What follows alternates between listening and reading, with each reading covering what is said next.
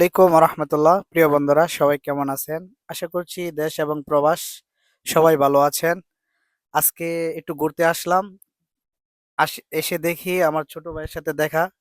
উনি একজন আন্তর্জাতিক হাফেজ। টঙ্গী একটি মাদ্রাসায় শিক্ষক অবস্থায় আছে এখন বর্তমানে।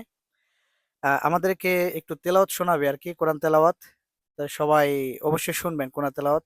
যদি ভালো লাগে অবশ্যই লাইক, কমেন্ট এবং শেয়ার করে দিবেন। السلام عليكم ورحمة الله وبركاته.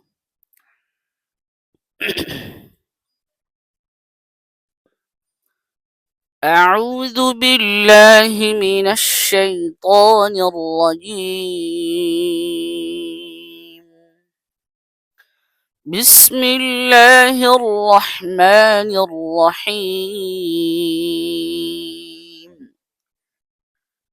إن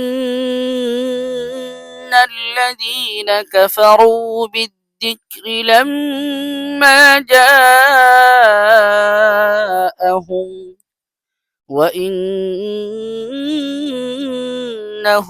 لكتاب عزيز لا يأتيه الباطل من بين يديه ولا من خلفه تنزيل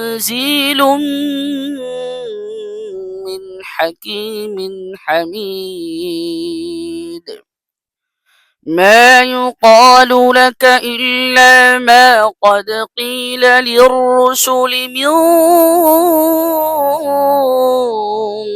قبلك إن ربك لذو مغفرة